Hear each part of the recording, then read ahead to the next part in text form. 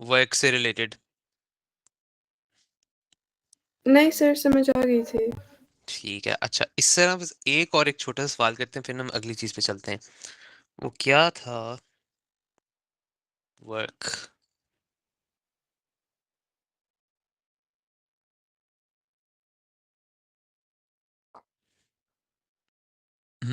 बस यही है। मेरे ख्याल से यहाँ पे सारा कुछ कर ही लिए कवर। अच्छा।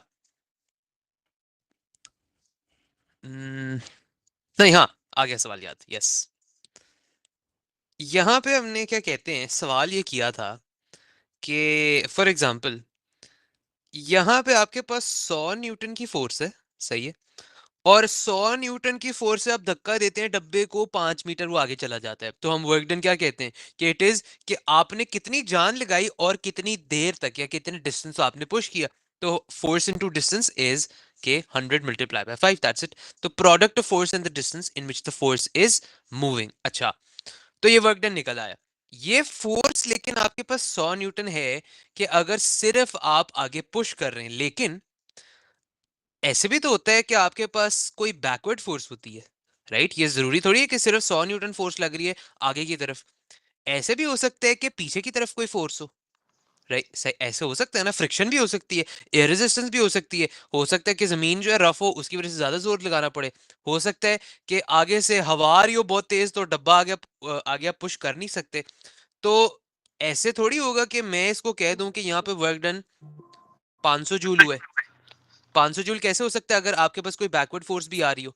तो उसके लिए आप क्या करेंगे, उसके लिए अब आपके पास थोड़ा सा सिनेरियो चेंज हो जाएगा। वो ये क्या होगा कि फॉर एग्जांपल वही हम डब्बे को ले आते हैं। इस डब्बे को अगर मैं 100 न्यूटन से पुश करना चाहता हूँ, ठीक है, 100 न्यूटन ये है, इसको मैं 100 न्यूटन से पुश करता हूँ, पुश, ठीक है। अच्छा, और ये लेट से इसको मैं यहां से उठा के 5 मीटर डिस्टेंस इसको मैं पुश कर देता हूँ, वो उधर तक पहुंच जाता है। अच्छा, अब मसला ये है कि मैंने पुश तो कर दिया 100 न्यूटन, ठीक है, लेकिन मसला ये था कि आपको 25 न्यूटन की फ्रिक्शन भी मिल रही थी, ठीक है, 25 न्यूटन की फ्रिक्शन भी मिल रही थी। तो सवाल ये है, what is the total work done in moving the box by 5 metres? हाँ जी, हाँ जी, क्या कहते हैं, हाँ जी, हाँ। मैं सर कैसे वो निकालूं? हाँ, बताएं बताएं। 100 में से 25 माइनस करेंगे और फिर उसे 5 से मल्टीप्लाई कर देंगे। अच्छा, चलें हम वैसे करके देख लेते हैं। अब खुद ही जरा सोचें। अब work done is equal to force into distance, आपकी क्या कहते हैं सोच तकरीबन सही जा रही है, सही डायरेक्शन है। बस में एक मसला आ जाता है। फोर्स आपके पास कितनी, अब ये सुना, सही बात है कि आपके पास 100 न्यूटन ये फोर्स है, राइट, और 25 न्यूटन ये फोर्स है, ठीक है। तो आपके पास 75 न्यूटन रिजल्टेंट फोर्स बन गया, राइट। तो आप ऐसे कह सकते हैं 75 को मल्टीप्लाई बाय 5 कर दें, तो आपके पास वर्क डन आ जाएगा। 75 × 5 वर्क डन कितना आता है? That is 375, 375 joules. अच्छा, और फर्ज करें अगर ये ना होता, अगर ये सॉरी फ्रिक्शन ना होती, तो तब वर्क डन क्या था? फोर्स इनटू डिस्टेंस, वही 100 न्यूटन मल्टीप्लाई बाय 5, 500 जूल आ रहा था अगर फ्रिक्शन ना थी। अब जरा खुद ही देखें, ये क्या इस सवाल का सेंस बन रहा है, इसकी सेंस बन रही है कि नहीं? जब फ्रिक्शन नहीं थी तब आपने 500 जूल का काम किया, और जब आपके रास्ते में एक रुकावट आ गई, फ्रिक्शन आ गई, तो अब आप क्या, इसका मतलब है कि आप कम काम कर रहे हैं? रिजल्ट की कोई सेंस बन रही है इन दोनों की कि नहीं? नहीं सर, मेरा ये ख्याल है कि वन हाँ। ट्वेंटी फाइव मल्टीप्लाइड बाई 5 होगा, फिर आपका फ्रिक्शन जो आपको ब्लॉक कह रही है उसके बाद का रिजल्ट आएगा। अच्छा, हाँ जी, हाँ जी, आप क्या कहती हैं, आंसर की सेंस बन रही है कि दोनों की कि नहीं? नहीं सर। नहीं सर। नहीं बन रही, तो इसी वजह से इसने यहाँ पे पूछा हुआ what is the total work done. इसका मतलब ये है कि जो टोटल वर्क डन होगा उसमें दो चीजें आ जाएंगी, कि एक तो आपके पास हो गया, अ, एक आपके पास हो गया work done in moving the box, in moving the box. अच्छा, अब आपके पास एक और चीज ऐड होगी, वो क्या है? वर्क डन अगेंस्ट फ्रिक्शन, क्योंकि आपके पास अगर कोई रुकावट आती है तो रुकावट से आपके पास काम आसान होता है कि मुश्किल होता है? अगर वो रुकावट आ रही है इसका मतलब है कि आपको और जोर लगाना पड़ेगा वो काम करने के लिए, राइट? तो you have to add the work done against resistance, कि आपने रेजिस्टेंस के अगेंस्ट भी तो काम किया है। तो आप देखें जरा कि अगर मैं सिर्फ बॉक्स को हिलाऊं तो कितना वर्क डन किया मैंने? 100 मल्टीप्लाई बाय 5, ठीक है, which is equal to 500 joules. ये वो एनर्जी है जो सिर्फ डब्बे को मूव करने के लिए चाहिए, दैट्स इट, ठीक है।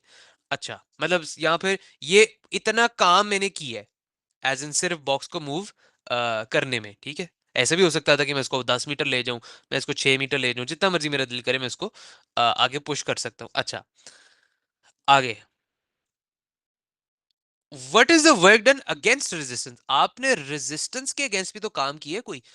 वो 25 न्यूटन की फोर्स एक लग रही है ऑपोजिट डायरेक्शन में, तो आप इसी तरीके से रेजिस्टेंस के अगेंस्ट भी फोर्स इनटू डिस्टेंस निकाल सकते हो कि आपने रेजिस्टेंस आपकी कितनी थी, फोर्स वो 25 न्यूटन की थी, और वो कितनी देर तक आती रही रेजिस्टेंस, 5 मीटर तक, राइट? तो आप इस तरीके से भी कर सकते हो। तो ये आपका 125 जूल्स इस्तेमाल हो गए सिर्फ और सिर्फ फ्रिक्शन के अगेंस्ट। तो मतलब आपने टोटल वर्क डन कितना किया? टोटल वर्क आपने किया है 500 plus 125 which is equals to 625 joules total work done, ठीक है। तो ये इसमें जरा याद रखना कि जब कोई रुकावट आ रही हो तो आपको ज्यादा जान लगानी पड़ती है, ना कि कम, right? तो इसमें माइनस हम नहीं कर सकते। वो जो माइनस वाली वैल्यू आती है ना, कि ये जो 75 मल्टीप्लाई बाय 5 जो आप करते, ये वो इसको हम वर्क डन नहीं कह सकते, इसको हम कह सकते हैं this is the net work done. Net work done, यहां पर आप कह सकते हो that this is the effective output. लेकिन इसका कोई फायदा कोई है नहीं, क्योंकि इसको हम क्यों ही निकालेंगे ये चीज, ठीक है। क्योंकि हमने तो देखना है ना हमने कितना काम किया। एक आपने गाड़ी को पुश करना है, तो गाड़ी को पुश करने में कितनी जान लगेगी? गाड़ी को अगर तो कोई और रेजिस्टेंस ना हो तो 500 जूल में काम हो जाएगा। लेकिन गाड़ी में तो और बड़ी रेजिस्टेंस होती है, एयर रेजिस्टेंस आ जाती है, आपके पास वो टायर की फ्रिक्शन आ जाती है, जमीन की फ्रिक्शन आ जाती है, और उसके अंदर लोग बैठे होंगे उनको भी एक्स्ट्रा जान लगानी पड़ेगी, ठीक है। तो इस वजह से टोटल वर्क डन आपने जब निकालना होता है तो ऐड करनी होती है। खुद ही देख लिया करो कि आपको किस किस के अगेंस्ट काम करना पड़ेगा। एक तो ये हो गया और ये हो गया, ठीक है। हाँ जी आनिया, मेक सेंस? जी सर। ठीक है अब्दुलरमान, आ गई समझ कहानी? जी जी सर, मेक सेंस। ओके, अब आते हैं अगली कहानी पे। वो है, अब्दुलरमान आपने मुझे बताना है ये क्या चीज मैं लिख रहा हूँ।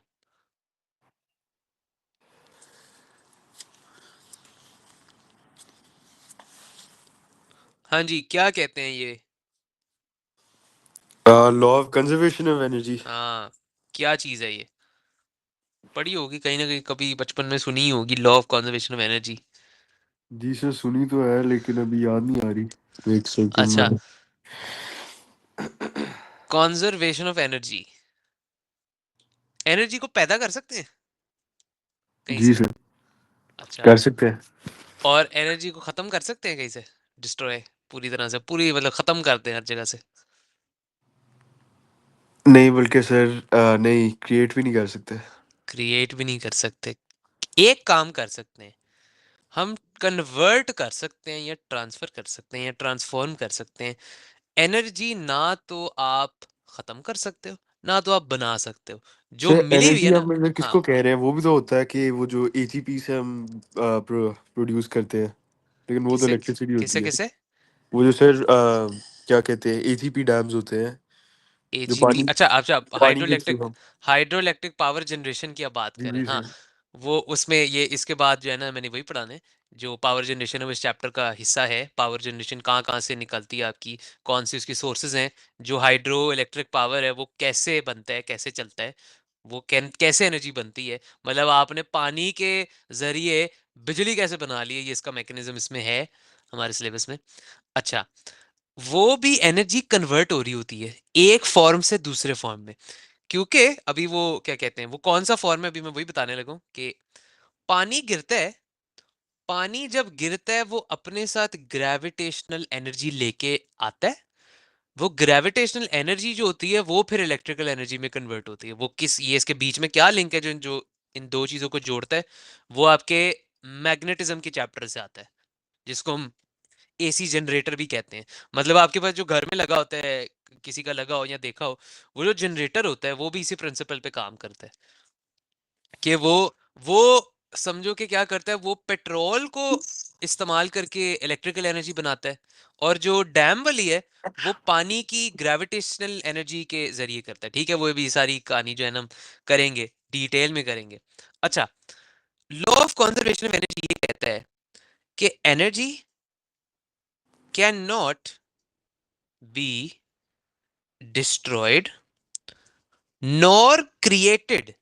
मतलब कि आपके पास जो एनर्जी है ना, वो कभी भी या तो आप कंप्लीटली खत्म नहीं कर सकते, ना ही तो आप बना सकते हो। फॉर एग्जांपल, आप किसी कागज को आग लगा देते हो, वो जो कागज को आप आग लगा देते हो तो समझो कि वो आपने जो उसको आग लगा दी वो सारा गायब हो गया, तो क्या वो खत्म हो गया कंप्लीटली? नहीं, क्योंकि जो आपने उसको आग लगाई थी ना, वो बन गया मॉलिक्यूल्स में। उन मॉलिक्यूल्स के पास अपनी एनर्जी है, वो एटम्स अपनी एनर्जी में इधर उधर बाउंस करते हैं।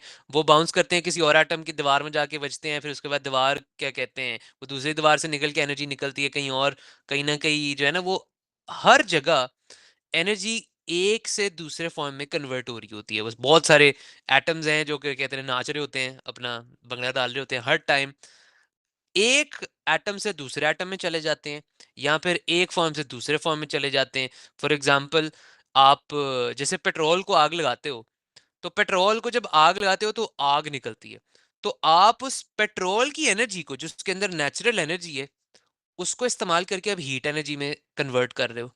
फॉर एग्जांपल, आप क्या कहते हैं, हाँ, फॉर एग्जांपल आप किसी चीज को मुक्का मारे, मतलब आप किसी चीज को, किसी ना आप, हाँ, हैमर करें किसी चीज को। अगर आप किसी चीज को हैमर करते हैं तो आप वो देखते हैं कि साउंड एनर्जी भी निकलती है। तो मतलब आप अपनी एनर्जी यूज करते हैं और वो साउंड में कन्वर्ट हो रही थी, कि वो जो आवाज आती है वो एक से दूसरे फॉर्म में एनर्जी कन्वर्ट हो रही होती है। तो जितनी फॉर्म्स ऑफ एनर्जी हैं वो एक से दूसरे फॉर्म में कन्वर्ट हो रही होती हैं। तो ये होगी आधी स्टेटमेंट। दूसरी जो क्या कहते हैं बाकी स्टेटमेंट है वो ये है, it can only be converted into other forms. अब इसकी एग्जांपल मैं आपको देता हूँ क्या है। अच्छा, हम जरा इसको साइड पे फेंकते हैं काइनेटिक एनर्जी को। अच्छा, पहले मैं आपको वहाँ वो दिखा रहा था, किधर गया है।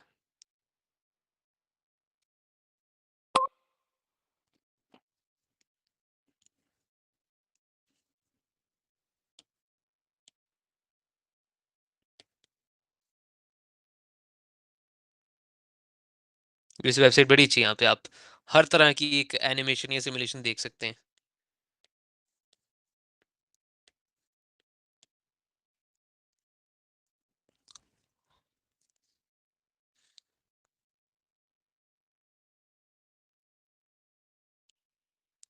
अच्छा भाई, ये स्केटर बॉय है, ये स्केटर बॉय का हम एक बार ग्राफ बना लेते हैं। ये जो बार ग्राफ है ना, यहाँ पे आप देख रहे हैं, इसमें तीन तरह की एनर्जीज है। ठीक है, एक है काइनेटिक, एक है पोटेंशियल, और एक है थर्मल। ठीक है, अभी ये क्या है, अभी हम इस पे आते हैं। अभी बस आप इनका जरा नेचर देखें। अच्छा, मैं स्केटर को ऊपर लेके जाता हूँ तो क्या होता है, उसमें पोटेंशियल बढ़ता जाता है, बढ़ता जा रहा है, बढ़ता जा रहा है। मैं उसको छोड़ूंगा तो क्या होगा, बंदे को उड़ जाएगा ऊपर कि नीचे गिर जाएगा?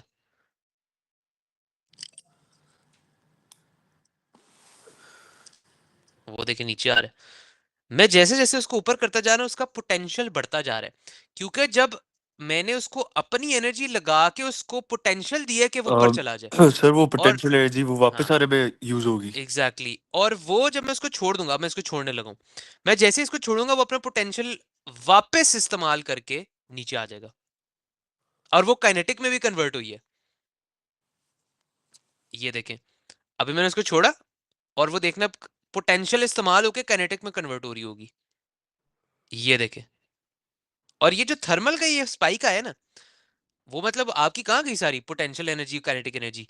वो जमीन में चलेगी, वो जमीन में हीट के फॉर्म में चलेगी। वो जो आवाज आई कि जब आप गिर गए, तो वो जो आवाज आई वो उसमें कन्वर्ट हो गई, राइट?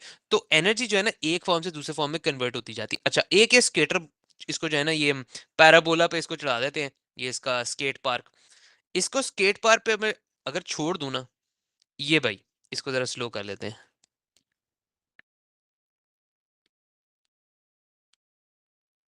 ओके, यहां पे जरा देखें, आप अगर वो ग्रीन और ब्लू वाले ग्राफ को देखें, यहां पे आपके पास पोटेंशियल मैक्सिमम है, ठीक है, और काइनेटिक जीरो है। काइनेटिक एनर्जी क्या होती है? काइनेटिक एनर्जी होती है वो वाली एनर्जी जो कि स्पीड की वजह से आती है, ठीक है। मतलब जो भी चीज हिल रही है, जो भी चीज मूव कर रही है, उसके पास एक काइनेटिक एनर्जी है। वो समझो एक एनर्जी का फॉर्म है। आप अगर किसी चीज को धक्का दो, फॉर एग्जाम्पल, मैं आपको वापस जरा इधर लेके जाता हूँ। फॉर एग्जाम्पल, आपको मैं एक चीज ये बताता हूँ कि वर्क डन, ठीक है, या sorry, change in work done is equal to change in kinetic energy. इस स्टेटमेंट को जरा पढ़ने की कोशिश करें, या इसको समझने की कोशिश करें, क्या कह दिया इस बात में।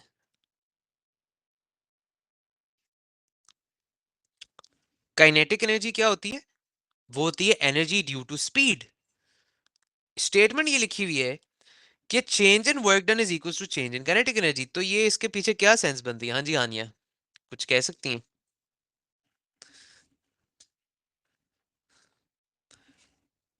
क्या होता और होगा? ओके, सर, हाँ। हम्म। जब वर्क डन हो रहा होता है एक ऑब्जेक्ट पे, तो जो हम्म। नेट फोर्स है हम्म। वो काइनेटिक एनर्जी के चेंज में इक्वल होती है शायद। ठीक है, करीब करीब ही जा रही हैं। अब काइनेटिक एनर्जी सिंपली क्या था? Kinetic energy was simply the energy, ठीक है, ड्यू टू मोशन, बस दैट्स इट। ये काइनेटिक एनर्जी होता है। दैट मीन्स कि अगर किसी चीज की वेलोसिटी जीरो है ना, उसका मतलब है कि उसकी काइनेटिक एनर्जी जीरो है।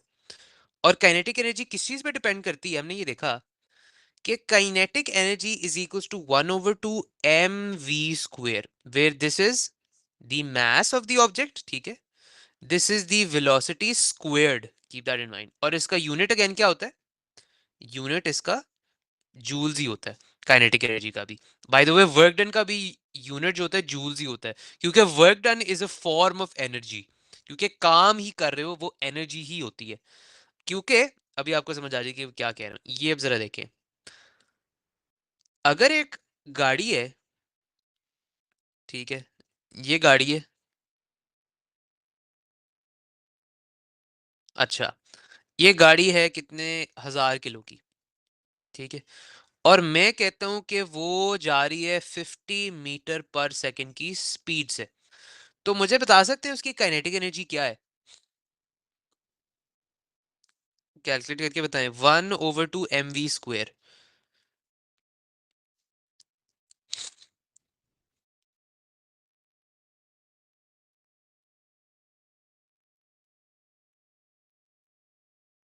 हाँ जी,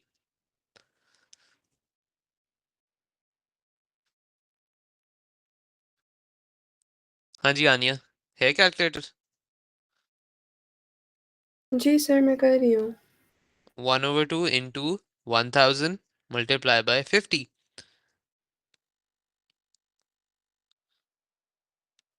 इससे ऐसे भी हो जाएगा, 2/500 तो this is going to be 500 × 5 25, 25,000 joules. यही आ रहा है? सर, वी का स्क्वायर नहीं करना था? ओ हाँ, स्क्वायर भी करना था, यस सॉरी। हाँ, अब क्या आ रहा है? सही है, तो काफी ज्यादा आ रहा है, 12,50,000। 12,50,000। एक काम करें आप, इसको गाड़ी को 100 kg कर लें, चले।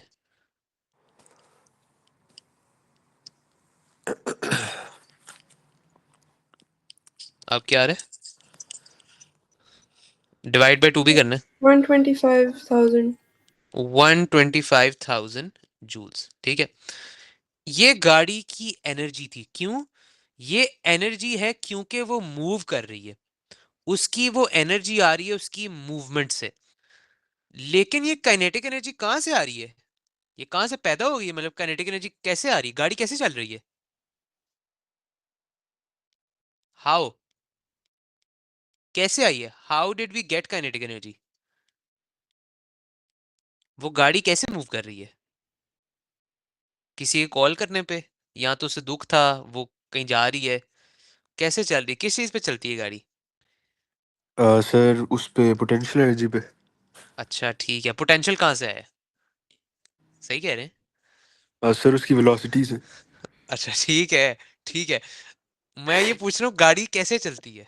अच्छा चलती क्या सर? किससे चलती है? कहाँ इंजन से? से। इंजन से। इंजन से। इंजन में क्या चीज डाली जाती है जिसकी वजह से चलता है? इंजन में सर आपका पेट्रोल डाला जाता है। पेट्रोल डाला जाता है। और पेट्रोल क्या है? पेट्रोल के पास अपनी केमिकल एनर्जी है, ठीक है, जी सर। जिसको आप बर्न करते हैं। आप इसको बर्न करते हैं, जिसकी वजह से क्या आता है? जिसकी वजह से आपके पास जो केमिकल एनर्जी होती है वो कन्वर्ट होती है इनटू, क्या है, हाँ, वो काइनेटिक एनर्जी। क्योंकि क्या होगा, वो गाड़ी पेट्रोल बर्न करेगी। वो पेट्रोल बर्न करेगी और उसके बाद क्या होगा, वो इंजन में क्या कहते हैं, पिस्टन हिलेंगे, वो फिर मूवमेंट आपकी सारी कहाँ जाएगी? टायर्स में जाएगी। वो जब टायर घूमेंगे तो फिर जाके वो काइनेटिक एनर्जी में कन्वर्ट होगा, राइट? आपने 125,000 जूल्स ऑफ काइनेटिक एनर्जी कैसे अचीव कर ली है? इसका मतलब ये होगा कि आपने इतना पेट्रोल बर्न किया है।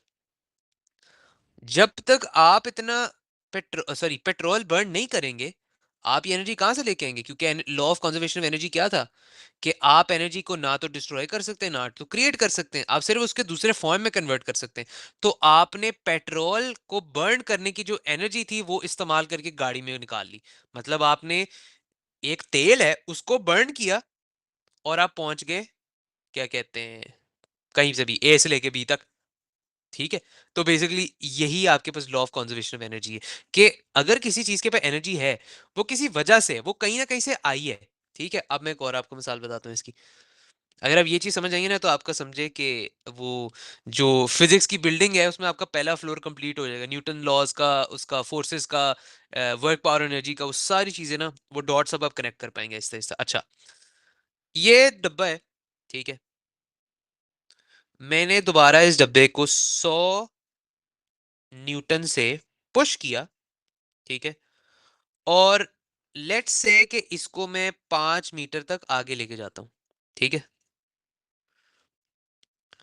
तो जब ये डब्बा, इसको पुश करूंगा, तो क्या इसके पास कोई वेलोसिटी होगी कि नहीं? डब्बे की कोई वेलोसिटी होगी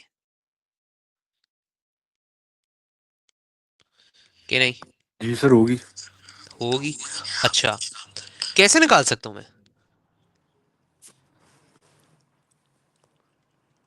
डब्बे की क्या वेलोसिटी होगी? मतलब मैं उसको पुश कर रहा हूँ 5 मीटर तक, ठीक है, तो एवरेज अगर निकाल लें, तो अगर मैं उसको 5 मीटर पुश कर रहा हूँ आगे और 100 न्यूटन की फोर्स से कर रहा हूँ, तो इस डब्बे की कितनी वेलोसिटी होगी? कैसे निकाल सकते हैं हम एवरेज वेलोसिटी एटलीस्ट? हाँ जी, हाँ जी, आनी क्या कहती हैं? सर, जो फोर्स अप्लाई हो रही है हम्म। उसको हम फ्रिक्शन के इक्वल करके शायद फ्रिक्शन तो है ही नहीं, फ्रिक्शन तो है ही नहीं। तो पॉइंट सही नहीं है इक्वल करने, लेकिन किसको इक्वल करें? अपोजिंग फोर्स को। अपोजिंग फोर्स में है ही नहीं। अज्यूम करें कि इसमें हमारे पास कोई अपोजिंग फोर्स नहीं है, सिर्फ एक डब्बा है, उसको मैंने 5 मीटर तक पुश किया, मैंने 100 न्यूटन की फोर्स लगाई और वो आगे जाता है विद वेलोसिटी वी। अब मैं उस डब्बे की वेलोसिटी कैसे निकालूं? मतलब मैं 100 न्यूटन से पुश किया, तो वो कितना तेजी से आगे जाएगा? तो इसको निकालने का तरीका है ये, इस प्रिंसिपल के थ्रू, कि देखो, जब मैं उस डब्बे को पुश करूंगा, तो what will be the work done in pushing the box? निकाल सकते हैं ये बात कि नहीं? जी सर निकाल सकते हैं। हाँ, तो क्या होगा, force into distance, yes sir. Right. अच्छा, बाय द वे इसको हम कर लेते हैं, लेट्स से कि ये बॉक्स जो है ये 10 kg का था, ठीक है। अच्छा, तो इसका फोर्स, कितने मैंने फोर्स से पुश किया, 100 Newton, multiply by distance 5, 500 joule मुझे लगे इसको पुश करने में। अच्छा, अब ये 500 जूल किधर गए?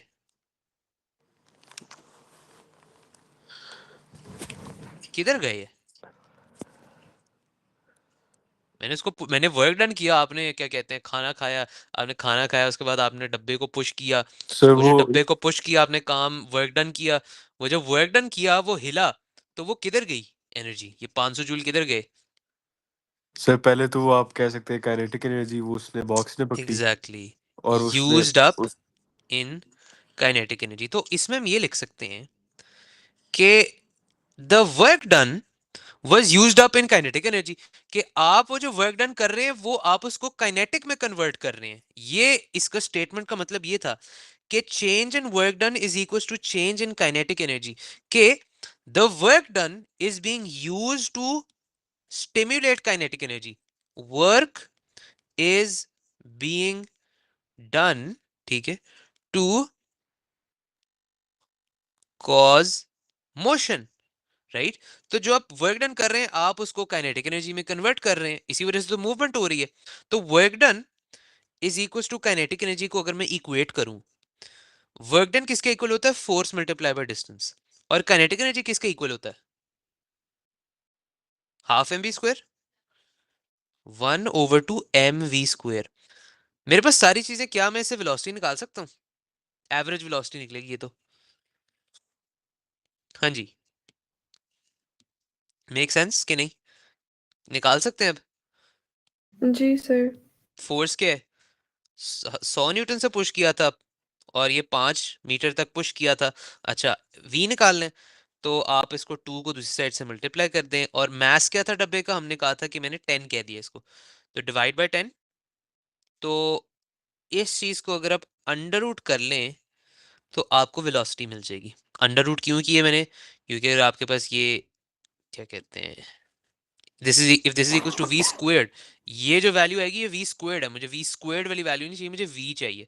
तो मैं दोनों साइड पे जब अंडर रूट लूंगा तो क्या होगा कि ये स्क्वायर और अंडर रूट कैंसिल आउट हो जाएगा। कीप दैट इन माइंड कि अगर किसी चीज के ऊपर ए स्क्वायर्ड है, ठीक है, और ए स्क्वायर्ड को अगर मैं अंडर रूट कर दूं ना, तो इसका मतलब ये है कि वो स्क्वायर कैंसिल आउट हो जाएगा, ये ए बन जाएगा, ये और ये कैंसिल आउट हो जाएगा।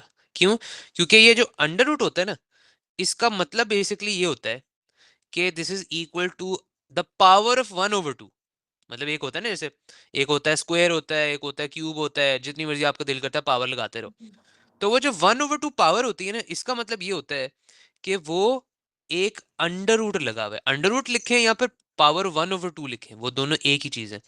तो अगर आप खुद ही देखें, अगर मैं इस चीज के ऊपर स्क्वायर लगा दूं, ठीक है, मतलब अंडर रूट के ऊपर अगर मैं स्क्वायर लगा दूं, तो क्या होगा?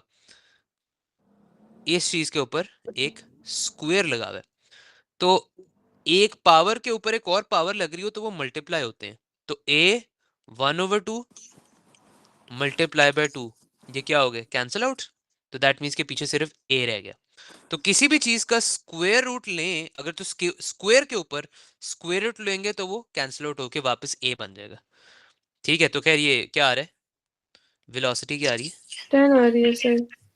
10। और यूनिट क्या होता है वेलोसिटी का? सर मीटर्स पर सेकंड। मीटर पर second. This is the average velocity. के मतलब आप ऐसे भी तो हो सकता है ना कि आपने हो सकता है शुरू में थोड़ा ज्यादा जोर से धक्का लगाए हो, फिर उसके बाद आप थोड़ा स्लो हो गए, तो ये एक एवरेज वेलोसिटी है ये, कि मतलब आपने पूरी जर्नी के लिए वो जो आपकी एवरेज वेलोसिटी निकली है वो ये आई है। ठीक है, मेक सेंस? जी अच्छा भाई, आप इसको जरा एक देखें, मैं भाई जरा खाना ऑर्डर करना है यार। सही है, इस स्टेटमेंट की नहीं थी समझ आई कि kinetic energy equals to. Kinetic energy, जी work done sir. Is equals to kinetic अच्छा एनर्जी। अच्छा, वर्क डन इक्वल्स टू हाँ, काइनेटिक एनर्जी, जी ये सर। ये जो ट्राइंगल में बनाता हूँ ना, ये ट्राइंगल का मतलब होता है, इसको मैं लिख देता हूँ, दिस इज चेंज, या फिर इसको मैं लिखता हूँ कभी कभी डेल्टा। ठीक है, delta W is equal to delta K E. इसका मतलब ये है कि change in work done is equal to change in kinetic energy, कि जो आपने काम किया वो जितना आपने काम किया, मतलब हो सकता है कि सर ये हाँ, काइनेटिक एनर्जी और पोटेंशियल एनर्जी में क्या फर्क है?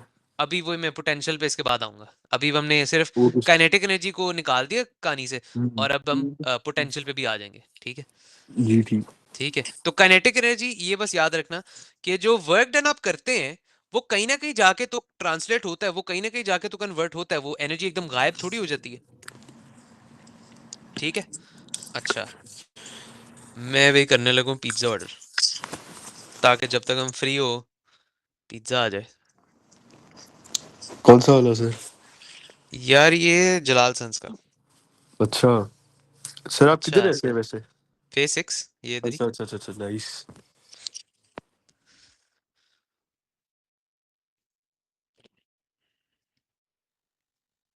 अच्छा है जलाल सन्स का पिज्जा। आप कहाँ से खाते हैं? सर मैं भी अलग अलग ही, कोई फिक्स नहीं है, कभी पापा जॉन्स, कभी डोमिनोज, कभी जलाल्सन्स। तो हम्म। सर आपको तो काफी दूर नहीं पड़ता होगा कॉलेज, क्या? यूनिवर्सिटी? नहीं यार, नहीं, मुझे 25 मिनट्स पड़ते हैं। 25 मिनट सुबह के टाइम, वापसी पे रश होता है, वो हम्म 45 भी लग जाते हैं। हम्म। वो जो कैवलरी है वो समझो आपको बिल्कुल सिग्नल फ्री है, एक भी सिग्नल नहीं पड़ता, सारी अंडरपास और फ्लाईओवर्स हैं।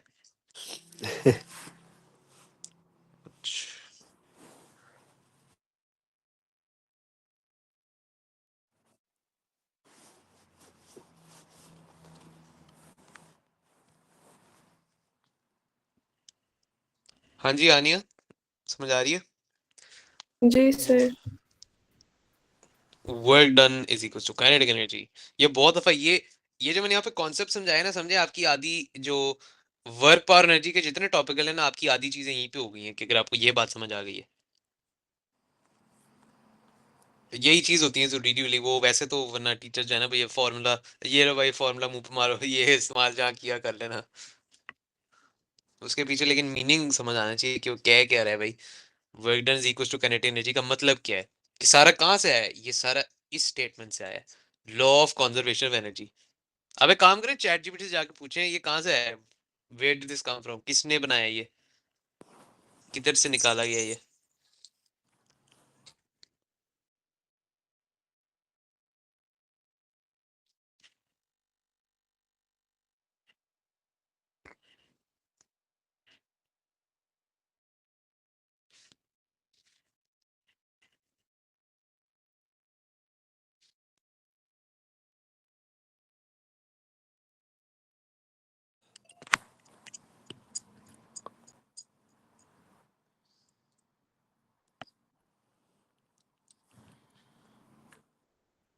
क्या कहता है? सर ये तो बड़ा कोई लंबा चौड़ा लॉ है, 1646 में उसे शुरू कहें हुआ था। उसे और उसके बाद कहें उसे कहें गिव मी शॉर्ट नोट, हाँ वो ज्यादा डिटेल में चला गया जिसे होगा। वो 4 बंदों ने इसको वो किया है, अच्छा। फुली फॉर्म किया है। हम्म। किस किसने? सर ये पहले तो कोई गॉटफ्राइड अच्छा। विल्हेम करके कोई बंदा है, अच्छा। उसने। उसके बाद ये 3 और साइंटिस्ट्स हैं, अलग अलग टाइम्स में। उसे कहो where is this law used today, कि what depends on this law, मतलब क्या क्या इस लॉ पे, क्या कहते हैं यार, कि what would we do without this law, ये कितना एप्लीकेबल है, इसका कोई काम है भी नहीं कि बस किताब में पढ़ाया जाता है। सर एक तो मैकेनिक्स के अंदर, जिस तरह पेंडुलम्स हम्म। वगैरह के अंदर, हम्म। रोलर कोस्टर्स के अंदर। हम्म। उसके अलावा इंजीनियरिंग में पावर एंड हम्म। जनरेशन के अंदर, हम्म। पावर प्लांट्स के अंदर, ऑटोमोबाइल्स इंडस्ट्री, रिन्यूएबल ऐसे एनर्जी, जितना कुछ आप करते हैं सारा कुछ इसी से काफी रिलेटेड चीजों है। के अंदर होता है। आप घर स्पेस पे बैठ एक्सप्लोरेशन के, के अंदर भी होता है। हाँ, आप घर बैठ के चाय बनाएं वो भी लॉ ऑफ कंजर्वेशन एनर्जी पे बे करता है। आप छलांग मारें वो भी लॉ ऑफ कंजर्वेशन एनर्जी वही है। ना आप सर, मुंह डे टू धोते डे हैं, लाइफ के अंदर एनर्जी हाँ, ट्रांसफर। ऐसे ही आप मुंह धोएं वहां पे भी लॉ ऑफ कंजर्वेशन एनर्जी, आपको मार पड़े वो भी लॉ ऑफ कंजर्वेशन एनर्जी है। कि पहले क्या कहते हैं, अम्मा की पोटेंशियल एनर्जी आई, वो पोटेंशियल एनर्जी आई आपके उनके हाथ के काइनेटिक एनर्जी में, वो फिर काइनेटिक एनर्जी आपके मुंह के ऊपर लगी, वो वर्क डन हो गया थोड़ा सा थर्मल एनर्जी में लॉस हो गया, थोड़ा सा साउंड एनर्जी में लॉस हो गया। थोड़ा सा पेन एनर्जी में लॉस हो गया। पेन एनर्जी नहीं होती, पोटेंशियल एनर्जी होती है, वो केमिकल एनर्जी होती है, मतलब जो जो हम जैसे कि खाने को इस्तेमाल करके जो काम करते हैं वो उसको हम कहते हैं केमिकल एनर्जी। सर जिस तरह कि जैसे कोई अगर आपका हाथ जल जाए या कोई चीज़ इस तरह, तो उसमें कौन-कौन से एनर्जी ट्रांसफर जाएँगे? सबसे पहले आपका हाथ एक तो जल जाए ना, मतलब पहले तो ये होगा कि जैसे कि आप वो हीट एनर्जी। किस फ्यूल से आपका हाथ जला है, मतलब जैसे कि वो गैस से आप चला रहे थे तो गैस के अंदर केमिकल एनर्जी होगी जिसकी वजह से आग जल रही थी। तो वो जब आग जल रही थी फिर उसके बाद आपने अपना हाथ आगे किया, वो हाथ आगे किया, वो समझो ना कि वो आपके हाथ ने हद से ज्यादा एनर्जी अब्सॉर्ब कर ली है। वो आपका हाथ के एटम्स ने वो एनर्जी अब्सॉर्ब कर ली है, लेकिन आपके हाँ। हाथ के एटम्स वो बर्दाश्त नहीं कर सके, इस वजह से आपका हाथ जल गया। मतलब ऐसे क्यों होता है कि मतलब अगर मैं माचिस पकड़ूं या लाइटर पकड़ूं, लाइटर को मैं उसको टेबल के नीचे रख दूं, वो टेबल गर्म हो जाती है। वो जी गर्म सर, क्यों हो ऐसे रही है? क्योंकि उसके जो एटम्स है उसने एनर्जी इस्तेमाल कर ली है, वो उसने अब्सॉर्ब कर ली है। वो एटम्स और पागल हो गए, उनकी ईद हो गई है कि आप क्या कहते हैं, आपको खुद अपने आप को आग लगा के देखें क्या होता है आपको। तो एटम्स के साथ भी वही ऐसे चीज ही। होती है।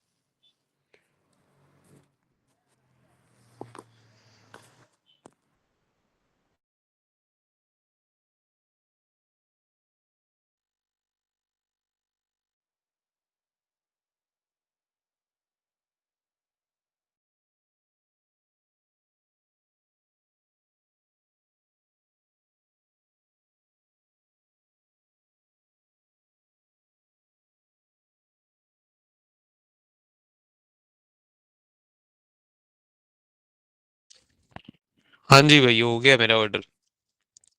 सर कब आ तक आ जाओ रहा है? यार, बस आ जाना चाहिए। अच्छा सर, मैं 25 आपसे मिनट्स पूछ में। रहा था हाँ। कि केमिस्ट्री और फिजिक्स की जो तैयारी है हम्म। वो ऐसी ही करूँ कि पहले एक टॉपिक पकड़ूँ, उसको अच्छी तरह पढूँ, हम्म। उसके बाद उसके टॉपिकल्स पे चला जाऊँ। कुछ सही होते हैं, कुछ नहीं हम्म। होते, दोनों P1 P2 दोनों करूँ। और उसके बाद जौन से क्वेश्चंस नहीं सही हुए, वो हम्म। जिस भी कॉन्सेप्ट के थे, उस कॉन्सेप्ट पे जाके उसको रिवाइज करूँ और दोबारा वो क्वेश्चन अटेम्प्ट करने की कोशिश करूँ। यूँ सही हाँ। है कि पहले यूँ करूँ कि पहले 2-3 टॉपिक्स इकट्ठे पढ़ लिए, उसके बाद उनके पास पेपर्स इकट्ठे शुरू किए? क्योंकि ईयरली तो बाद हम्म। में करने हैं ना, अभी तो सिर्फ टॉपिकल्स ही यूज़ करने हैं। ठीक है। आपका दूसरा वाला आपने क्या बताया कि 2-3 टॉपिक्स करके उसके बाद जी सर, टॉपिकल्स जिस करें? तरह मोल्स कर लूँ, अभी हाँ। बॉन्डिंग, ये सारे 3-4 चैप्टर्स इकट्ठे कर लूँ, हाँ। उसके बाद टॉपिक, उसके बाद पास पेपर्स शुरू करूँ इकट्ठे।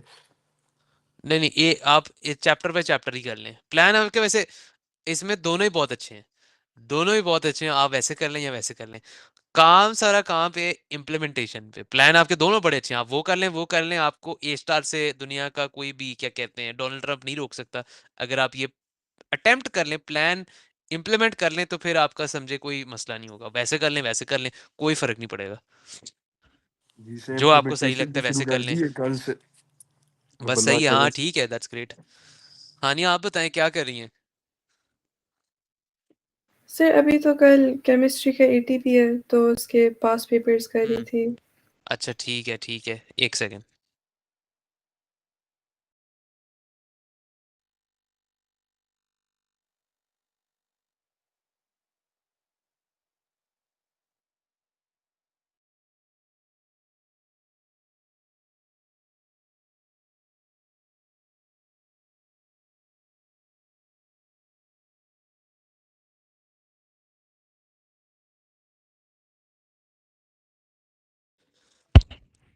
अच्छा हाँ, क्या आप हानिया कह रही थी? हाँ, मैं ये पूछा था कि बाकी सीआईज के लिए कैसे तैयारी कर रही हैं, बाकी सब्जेक्ट्स के लिए?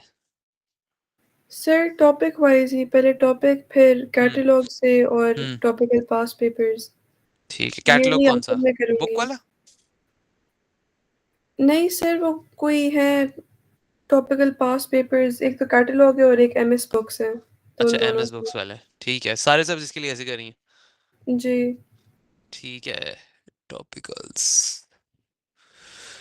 इसमें कोई आपने बनाया हुआ है कोई प्लान, क्या कहते हैं, कोई 60 डे प्लान, कोई 80 डे प्लान, जो भी, या कहीं पे एक करें के कहीं पे एक करिकुलम लिखे, अगर तो नहीं बनाया हुआ वैसे भी, अगर सर कर रही मैंने है भी तो ठीक। सोचा था पहले हाँ बनाऊं, लेकिन बनाया कोई भी हाँ। नहीं है। बस ये है कि मैक्सिमम हम्म। एक दिन में जितना भी होता है।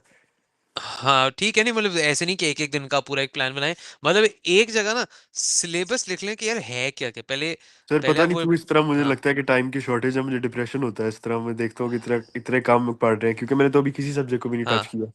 नहीं करें ना, टच करें भाई ऐसे ना हो वो फिर सर इसलिए आपको। मसला पता है क्या है? बाकी मेरा एक तो मेरा गोल बहुत, वो यूनिवर्सिटी की वो रिक्वायरमेंट बहुत ज्यादा है, यूपेन में मेरा जाने का है।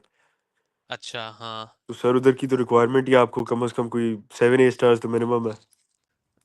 यार वो मतलब कि उनके जो यूनिवर्सिटी की एप्लीकेंट्स होते रिक्वायरमेंट हैं वो होती है तो ना। ऐसे है कि जिस तरह उनकी एवरेज है, जो लड़के वहाँ पे जो बच्चे करते हैं अप्लाई, हाँ उनकी तो एवरेज होती है सारों की, जिनमें से वो सिलेक्ट करते हैं, वो सारी ऑलमोस्ट 7 8 A स्टार्स होते हैं उनके। मैं, हाँ सही मैं बताता हूँ। अब वो जो यूनिवर्सिटी, जो अमेरिकन यूनिवर्सिटी जो एडमिशन लेती है ना, वो सिर्फ और सिर्फ ग्रेड्स पे नहीं बेस करते, मतलब वो। काफी और चीजें ऐसे भी ऐसी हैं नहीं है बहुत कि ज्यादा। सिर्फ वो सिर्फ एक्स्ट्रा करिकुलर को देखते हैं, मैं बताता हूँ क्या क्या होता है। वो ग्रेड असल में जो है ना, यूजुअली ऐसे होता है कि जो बड़े क्या कहते हैं, हाँ, मतलब जिन जिन लोगों को एक्चुअली में कुछ ना कुछ पसंद है ना, कुछ ना कुछ उनकी एम्बिशन है कि यार ये करने हैं, और उसके पीछे वो एफर्ट भी डालते हैं, तो उसकी वजह से उनके ग्रेड भी अच्छे होते हैं। और वो जब उनको नजर आता है ना कि ये बंदा एक्चुअली में कुछ जी पढ़ना सर, वो चाहता है, कुछ आपसे करना कोई ना चाहता है। कोई एक प्रूफ मांगते हैं, जिस तरह के पैशन हाँ प्रोजेक्ट हो गया आपका कोई, हाँ। आपके मेजर्स कुछ के ना साथ कुछ लाइन आप करनी चाहिए करना बिल्कुल चाहते हैं, और ऐसे। वो आप ऐसे नहीं कि आप सिर्फ ये ग्रेड ले रहे हैं यूनिवर्सिटी में घुसने के लिए, मैंने या तो फिर सर आप। जिस तरह के बड़ा हाँ। प्रिसाइजली अपना स्कूल भी सोचा हुआ है, उधर हम्म। वॉर्टन स्कूल सोचा हुआ है, हाँ बिजनेस अच्छा पढ़ना है। अच्छा है। कि तो ऐसे नहीं कि आप वो जो एक्स्ट्रा करिकुलर कर रहे हैं, वो जो कम्युनिटी सर्विस आपने किया, उसका मतलब ये है कि आपने सिर्फ उसकी वजह से की है, उसका कोई फायदा नहीं। वो बड़े तेज होते हैं, वो भी पता लग जाता है उनको कि ऐसी आपने है क्यों सर। किया हुआ है। तो जो है ना, उसका मैं बताता हूँ। अभी के लिए यूनिवर्सिटी वाला सही है, ठीक है, अच्छा है, सोचें। अभी के लिए बस आप फोकस ये करें कि मैं अपनी लर्निंग को, जो चीज़ मैंने सीखी है, उसको मैं किस तरह से एनहांस कर सकूँ, कि यार मैं इतना अच्छा मुझे समझ आ जाए, मैं जो चीज़ पढ़ रहा हूँ, कि मैं अगले बंदे को पढ़ा सकूँ। अगर आप यही एक स्टेप बाय स्टेप फॉलो करते रहेंगे ना, तो आप वहां तक पहुंच जाएंगे। मतलब वो, आप पहली सीढ़ी चढ़े, उसके बाद वहां वो छत पे पहुंचे। ठीक है, वो अभी से यूनिवर्सिटी का ठीक है, सोचें गोल दिमाग ऐसी में है, रखा हुआ है, दैट्स गुड। लेकिन सही अभी बात। अब अपने सामने पर रखें कि यार मैंने अगला स्टेप कैसे लेना है, मैंने जो अगली सीढ़ी चढ़नी है वो कैसे चढ़नी है, और वो कौन सी वाली सीढ़ी चढ़नी है, किस डायरेक्शन में चढ़नी है। तो अभी आप उस पर फोकस करें। गोल आपका ऐसी है सही है, सर, दैट्स गुड, कि आपको बिल्कुल पता है कि ऐसी। मैंने किस तरफ जाना है।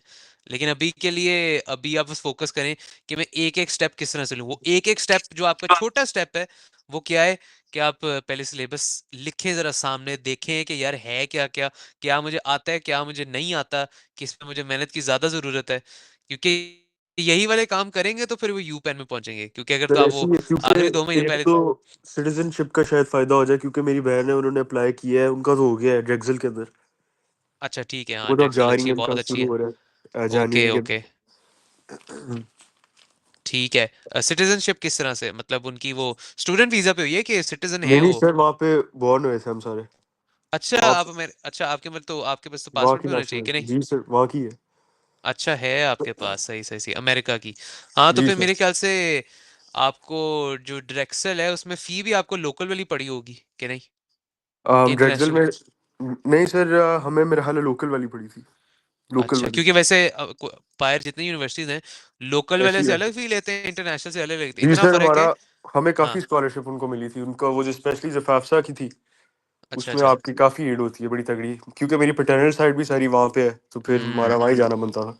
अच्छा सही है, ठीक है, हाँ दैट्स ग्रेट। तो वैसे होता है कि 5,000 अगर लेट्स से लोकल फी है, इंटरनेशनल वाले से सेम सीट के $25,000 होते हैं, तो इतना फर्क आ जाता है। ऐसी है सर, फाइव बहुत टाइम्स का ज़्यादा। फर्क, तो अगर वो तो बड़ा प्रेफर सिटीजनशिप है तो करते फिर हैं तो। अपने बच्चों को, बेशक उनके जो कॉलेज के जो वहाँ पे होते हैं, हाई स्कूल के होते हैं, उनको बेशक उनके ग्रेड्स कम भी, उनको हमेशा ले लेते हैं इंटरनेशनल स्टूडेंट्स के मुकाबले में। हाँ सही है, ठीक है। तो बाकी एक अच्छा, अगर तो आपने वहां जाना है तो हाँ, अपने लर्निंग पे फोकस करें, स्टेप बाय स्टेप चलें, ऐसे नहीं कि वो सीधा छलांग मार दें वो यूनिवर्सिटी का तैयारी करनी है। क्योंकि अभी आपका ओ लेवल्स है, फिर उसके बाद आपने ए लेवल्स है, आपने एसएटी देना है, पर्सनल अपनी स्टेटमेंट बनानी है आहिस्ता आहिस्ता। तो ये अच्छा है, पहले से आपने सोच ली है। मेरे ऐसी पास है सर, मैंने। चांसेस तो बहुत है, लेकिन हर चीज़ में सिक्सर चाहिए, मेरी बात बननी है, वरना वो बड़ा मुश्किल सिक्सर था। कैसे आएगा, वो प्रैक्टिस ही आएगा, कोई लकी ब्रेक नहीं है। वो जो पहुंचे हम्म। हुए हैं वो ऐसे नहीं कि उनका इत्तेफाक से हो गए या कोई चांद से हो गए। उन्होंने जैसे आपने अभी शुरू किया वो आहिस्ता आहिस्ता, वो भी उन्होंने तभी शुरू किया था। 1% इम्प्रूवमेंट, ये सर दिमाग में, यकीन मैं माने भी इसी पे मैंने काम ऐसे करता ऐसे वहाँ पे शार्प ब्रेन्स देखे हैं, कसम से उनका हूँ। स्टेमिना इतना ज्यादा है। मेरा तो आधा घंटे पढ़ने के बाद मैं अच्छा, तो वो एग्जॉस्टेड हो जाता हूँ स्टेमिना, सर। वो उनका पैदाइशी से स्टेमिना नहीं है, मेरा भी नहीं था ना, क्या कहते हैं किसी का होता है। वो आहिस्ता आहिस्ता बिल्ड होता है वो सर उनकी आप क्या सक्सेस कहते का हैं। राज ही है, किसी भी फील्ड में वो जाते हैं वो पता नहीं थकते नहीं है, क्या सीन है उनका बहुत ज्यादा, वो तो पढ़ाई को ऐसे कितने ही कितने। ऐसे ही है कंसिस्टेंसी की, अगर आप आदत बना लें। और वो ऐसा, वो भी समझे कंसिस्टेंसी एक मसल है। वो मसल को जितना ट्रेन करेंगे वो उतनी और बढ़ती जाएगी। स्टेमिना ऐसी है। आपका कोई, क्या अच्छा कहते मुझे हैं, पहले नहीं था पता कि ब्रेन एक मसल होता है, मुझे पिछले साल वो पता भी चला, समझे। मैं बड़ा वो शॉक एग्जैक्टली हुआ। exactly मसल नहीं है, लेकिन आप कह सकते हैं कि मैं थोड़ा सी जो है देर ना, जागता था, बाकी सारा टाइम सो जाता था, मुझे लगता था जितने घंटे हाँ। सोओगे उतने घंटे ही जाग सकता है ब्रेन। नहीं नहीं, तो जो है ना स्टेमिना जो है ना, मतलब कोई बंदा जिंदगी में पहले कभी उसने वो रनिंग नहीं की, वो पहले दिन जाके जाता है कि भाई मैं आज 300 माइल जो है ना भागूंगा, तो ऐसे थोड़ी होगा। उसका तो क्या कहते हैं, 1 माइल भी पूरा नहीं होना उसने, वो थक जाना है। लेकिन वो करता रहेगा करता रहेगा करता रहेगा, रोज एक एक एक 1 माइल 1 माइल 1 माइल 1 माइल। 2 हफ्ते होंगे, 3 हफ्ते जाएंगे, उसको 1 माइल लगेगा, यार बड़ा आसान हो गया, यार सर ये थोड़ा जो सा और ब्रेन बढ़ाता का हूँ। मसल होता है, हम ये दो एग्जामिन नहीं माह करवा सकते, कि टेस्ट नहीं करवा सकते यार किसका ब्रेन एक कितना ऐसी शार्प चीज है, है किस जो तरह आज के तक किसी को आईक्यू समझ होता नहीं आई। है। ब्रेन एक ऐसी चीज है जो आज तक किसी को समझ नहीं है, जितनी हमने साइंसेस पढ़ ली है ना, उसमें जो लीस्ट अंडरस्टूड ब्रेन है, जो है ना लीस्ट अंडरस्टूड चीज, वो हमारी ब्रेन। हमें नहीं पता कैसे काम करती है, मतलब हमें पता है कि इसको छेड़ेंगे ये हो जाता है। हमें पता है कि यहाँ से ये वाला काम होता है, अगर यहाँ पे चोट लग गई तो ब्रेन का इस हिस्से में तो ये फर्क पड़ेगा, लेकिन हमें पता नहीं कैसे चलती है। ऐसी है सर। मतलब हमें बहुत पता है कि इंटरेस्टिंग चीज है। हाँ, मतलब हमें पता है कि अगर क्या कहते हैं गाड़ी हमने बनाई है, वो गाड़ी का इंजन यहाँ से वो फायर करता है, वो जाके टायर में जाती है। वो हमें पता है कैसे चलता है, लेकिन इस तरीके से हमें ब्रेन नहीं पता कि हाँ वो किस तरह से चलता है। तो ब्रेन को नहीं अंडरस्टैंड कर सकते, लेकिन हमें ये पता है कि ब्रेन सीखती जरूर है, उसका काम ही है, उसका काम है सीखना। हम्म। सीखना काम उसका, एक ही मकसद है काम, वो है सीखना, अडेप्ट करना। हम्म। कि आपने एक चीज देखी उस पर अडेप्ट कर जाए, एक चीज देखी उसको सीख जाए, उसको अगली दफा, ताकि आपका क्या कहते हैं वो काम आसान हो जाए। नए तरीके ढूंढेगी आपकी ब्रेन चीज़ों को करने की। वो तभी करेंगे जब आप उसको जोर डालेंगे। अगर आप मुश्किल चीज़ पढ़ेंगे तभी तो ब्रेन का मसल डेवलप होगा। अगर तो जैसे जिम में आप 1 kg का वेट उठाई जाएं, कोई फर्क नहीं पड़ेगा, क्योंकि आप उसको चैलेंज नहीं कर रहे। इसी तरीके से अगर आप छठी क्लास की चीज़ें पढ़ते रहेंगे तो आपका वो ब्रेन और डेवलप ही नहीं करेगा, क्योंकि आपने उसको जोर ही नहीं दिया, आपने उसको चैलेंज ही नहीं किया। तो उसका तो सर मकसद जो ये थी। जो लोग पढ़े लिखे नहीं होते, क्या हम्म, मतलब उनका वो डेंड्राइट्स ही नहीं ग्रो करते? मैं बता दूं, हाँ। नहीं, वो डेंड्राइट्स वो तो क्या कहते हैं, वो टेक्निकल चीज़ें हैं, उसमें तो हम ज़्यादा डिटेल में नहीं जा सकते। वो तो एक्सपर्ट्स ही बता सकते हैं कि वो ग्रोथ होती है या नहीं होती। और उसका ये कि जैसे जो लोग नहीं पढ़ते, आप उसको ऐसे कंपेयर कर लें जिसने सारी जिंदगी कभी एक्सरसाइज ही नहीं की, बस खाता भी था, बैठ, ठीक है। तो अच्छा। एग्जैक्टली उसी तरीके से कि अगर आप वो मसल को इस्तेमाल नहीं करेंगे, अगर आप वो क्या कहते हैं अपनी टांगों को इस्तेमाल नहीं करेंगे, क्या होगा? हम्म। ऐसे ऐसे छोटी हो जाएगी, छोटी और छोटी हो जाएगी। वो फिर सांप से उठा भी नहीं जाएगा, ना सीढ़ियाँ चढ़ी जाएंगी। तो वो भी ऐसे ही है कि अगर आप कंप्लीटली जो मेंटल काम है उसको छोड़ देंगे, तो मेंटल काम को छोड़ देंगे तो क्या होगा, आहिस्ता आहिस्ता वो आपसे क्या कहते हैं चीज़ें पढ़ना मुश्किल हो जाएंगी, चीज़ें समझना मुश्किल हो जाएंगी। वो डॉट्स नहीं कनेक्ट कर पाएंगे, किस तरह से करने, कैलकुलेशन नहीं कर पाएंगे सही तरीके से। तो वो भी ऐसे ही है, वो यूज इट और लूज इट वाली वो प्रिंसिपल है। ऐसी है। सही बात है। हाँ, तो अगर तो आपने क्या कहते हैं ये हानियां आप भी वैसे, खैर आपने तो मेडिकल में जाना है, ऐसे ही है। जी सर। ऐसे ही है, वैसे मैं कहूँगा सेट दे दो फिर भी, एसएटी अच्छा। दे देना सम टाइम, मतलब ओ लेवल्स के बाद जो है ना आप सेट दे दो। उससे ये होगा कि आपने सेट दिया होगा ना, you will have more options, at least sir to जी वो गो तो ब्रॉड। ए लेवल्स के बाद नहीं देती, ए लेवल्स के अंदर? नहीं, जरूरी नहीं है। सैट में क्या होता है, सैट में ओ लेवल मैथ होता है, ओ लेवल इंग्लिश होती है। सर ओ उसमें लेवल स्कोर करना मैथ, मैंने सुना है बड़ा बड़ा, उसके 1600 होता है, उसके अंदर आपको काफी ज्यादा स्कोर करना पड़ता है, 1400 अबव बस करना पड़ता है। वो भी बस कैसे होगा, आपको पहले ही पता है कैसे होगा। जी सर। हाँ, फॉर्मूला तो एक प्रैक्टिस, ही है लेकिन प्रैक्टिस, बस यही बात है यार, चीजें सिंपल बहुत होती हैं। दुनिया जहाँ का आप सबसे अच्छा प्लान बना सकते हैं, काम कहाँ पे आता है, इम्प्लीमेंटेशन पे, अप्लाई करने में। दुनिया में प्लानर सबसे अच्छे हैं, जितने मर्जी आप ठाक लें, प्लान ये कर लो, ये ऑर्गेनाइज कर लो, एग्जीक्यूशन पे लोग मार खाते हैं। मतलब आप खुद ही सोचें, ये मैंने भी देखा हुआ, मैंने तो ऑब्जर्व आपको क्यों किया हुआ है। लगता है कि एग्जीक्यूशन पे ज्यादातर लोग मार खाते हैं? मैं बताता हूँ, डिस्ट्रैक्शंस? ऑब्जर्व भी किया हुआ है मैंने ये, कि मतलब आप किसी कहीं पे बैठे होंगे, या आप रिश्तेदार में बैठे हो, दोस्तों के साथ बैठे हो, जिस मर्जी ग्रुप में बैठे होंगे, कहीं ना ये यार ये बिजनेस आइडिया बड़ा अच्छा है यार, ये करते हैं यार, बड़ा ही पैसा बनेगा। वो प्लान सारे अच्छे होते हैं, वो काम मुश्किल कहाँ पे होता है? ऐसे एग्जीक्यूशन बहुत पे। होता है सर। मैं उस दिन गया हाँ, गो कार्टिंग करने, हाँ, तो सारी टेबल्स भरे हुए थे, हर हाँ, बंदा सिगरेट पी रहा है, आपस में डिस्कस कर रहे हैं, हाँ, ये प्लॉट महंगा हो रहा है, वो सस्ता हो हाँ, रहा है, एंड पे जाके घर सो जाते हैं। हाँ, वो एग्जीक्यूशन का सारा काम है। मतलब आप सिंपल एक काम भी कर लें, वो भी बहुत अच्छा हो सकता है, कि अगर उसकी एग्जीक्यूशन अच्छी हो, उसकी इम्प्लीमेंटेशन अच्छी हो। जरूरी नहीं कि वो प्लान बड़ा कोई सॉलिड, क्या कहते हैं, फूल प्रूफ हो, आपने हर तरह से कैलकुलेशन की हो।